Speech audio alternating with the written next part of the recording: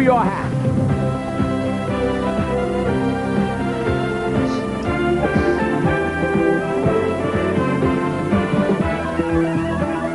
Hung jury.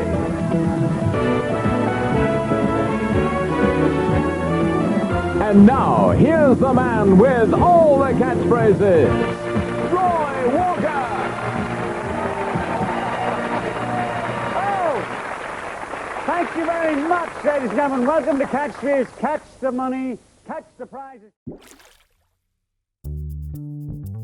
Welcome to day 22 of this Top Step Trader Combine. I believe it's day 22.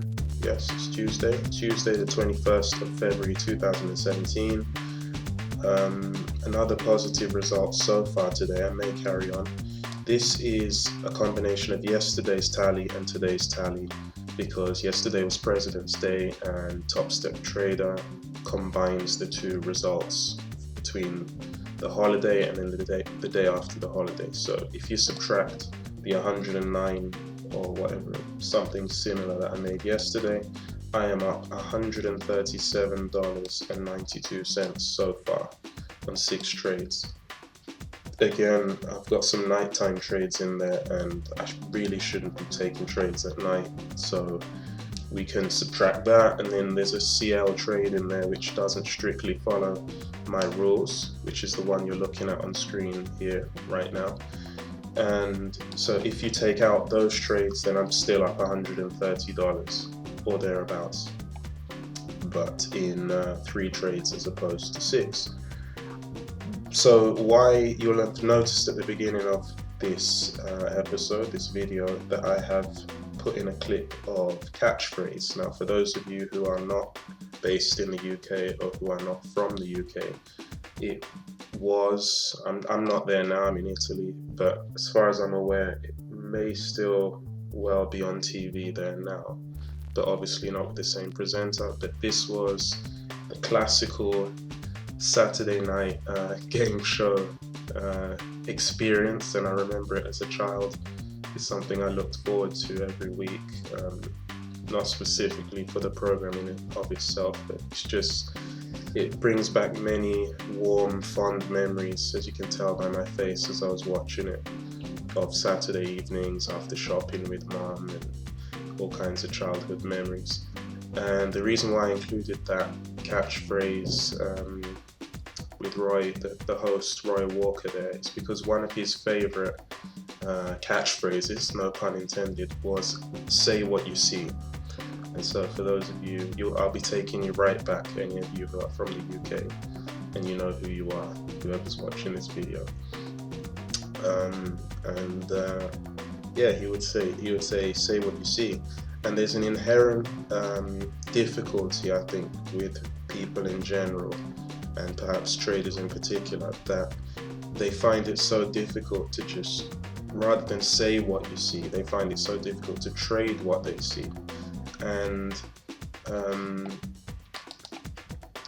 I had a huge light bulb moment today, and I just suddenly realized that there are sort of 3 groups of traders as I see it. There are those who follow rules, those who follow what they might refer to as instinctive action, and then there are those who still fall into that category, but they're aware that what they're actually doing or attempting to do is align themselves with the market's movement on a moment to moment or moment by moment basis.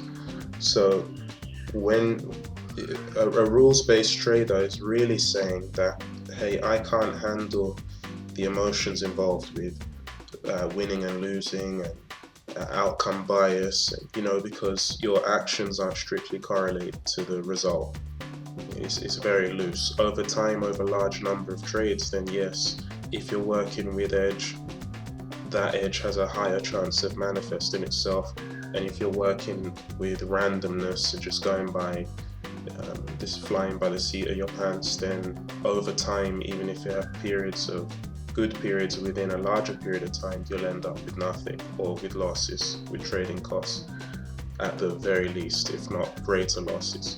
So a rules-based trader, I think, is just trying to take the onus off of themselves so that they externalize the process, because they don't have enough faith and or trust in themselves to take the responsibility on their own shoulders.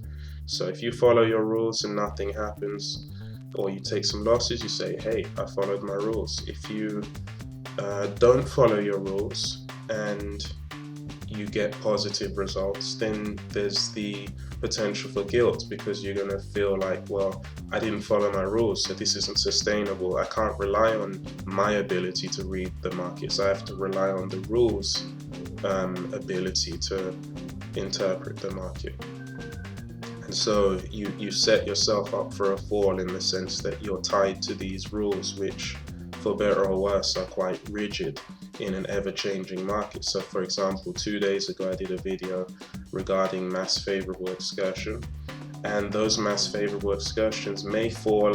There may be a tendency for those things to happen, but every day is different, and I believe that we can get the most out of any day if we assume full responsibility for what we're doing and follow the market's cues.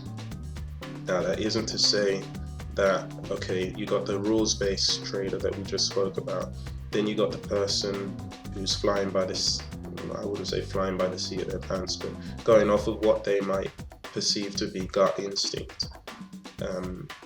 And really that person is probably subconsciously doing what the third group of traders are doing, and that is aligning themselves with the moment, doing what's necessary. Because every time we promise ourselves we're going to do something, we're essentially locking ourselves into the past and what happened then, so this is what I'm going to do later based on what happened then.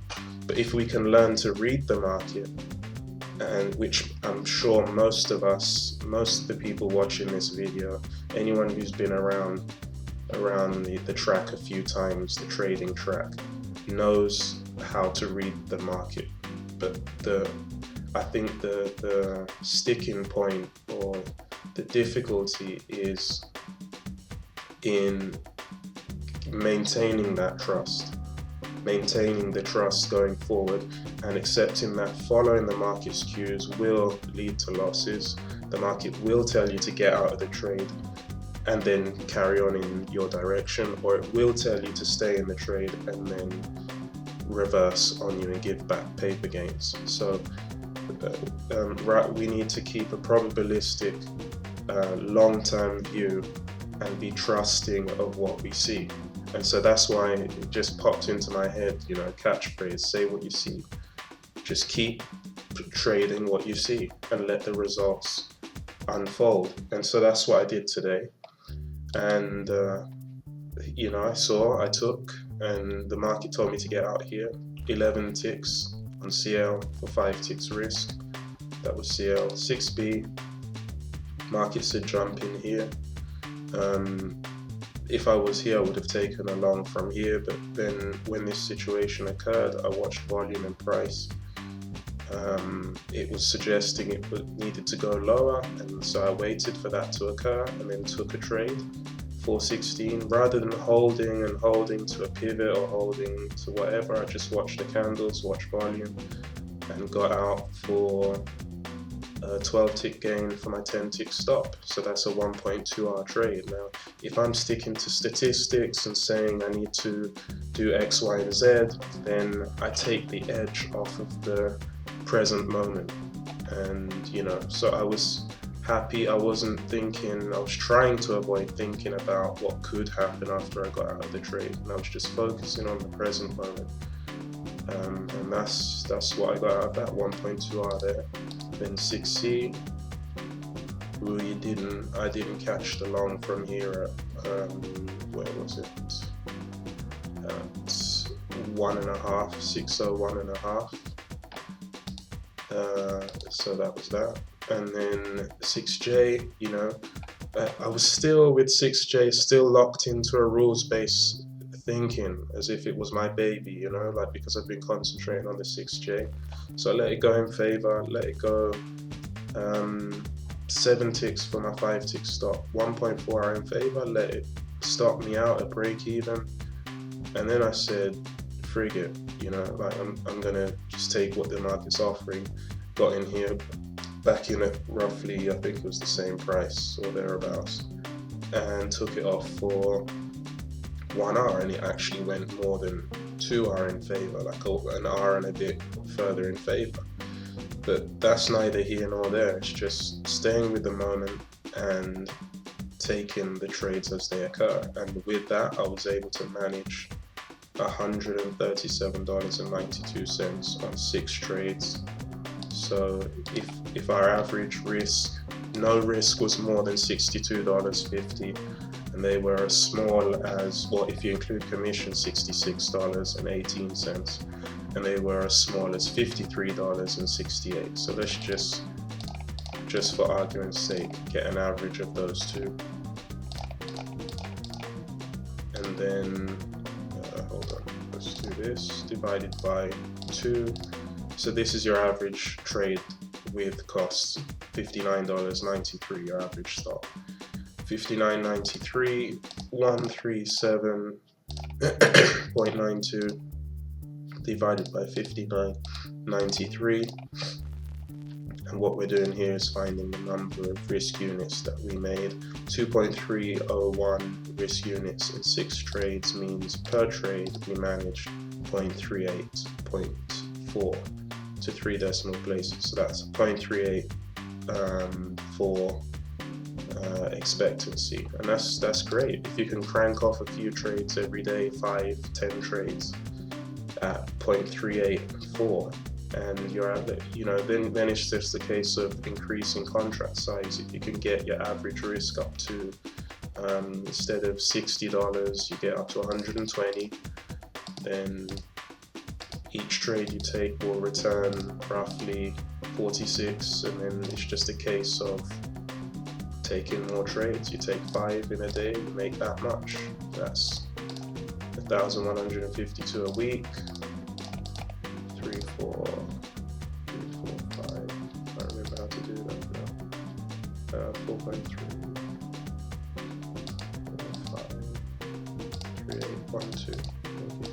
That's how many, yeah, roughly about 5,000 in a calendar month, and so on and so forth. But not to get too ahead of myself, this was just my train of thought and why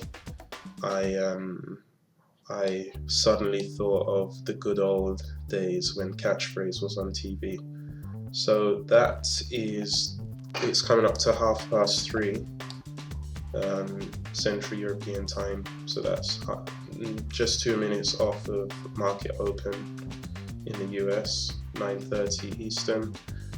I may or may not continue trading here. I'm going to treat it as an experiment, so that's why I'm doing this day at this stage, because I've already cancelled the combine actually, so which is a bit of a shame, but I'm just going to carry on trading. I've got today and tomorrow in the combine, and then it ends. I guess you know, I'm 2,300 or 2,250 off the combine target.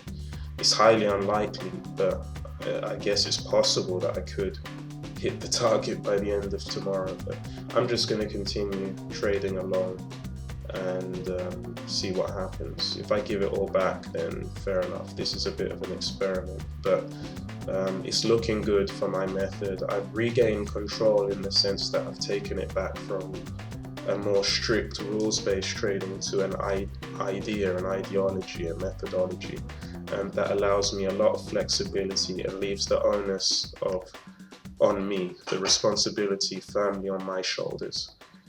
So that's all I've got for you now. Like this video if you found it interesting. It's a bit of a longer one today, but I just wanted to express these few ideas. And subscribe if you haven't and you want to keep up with my Top Step Trader journey and eventual location independent lifestyle, which is what I'm going for.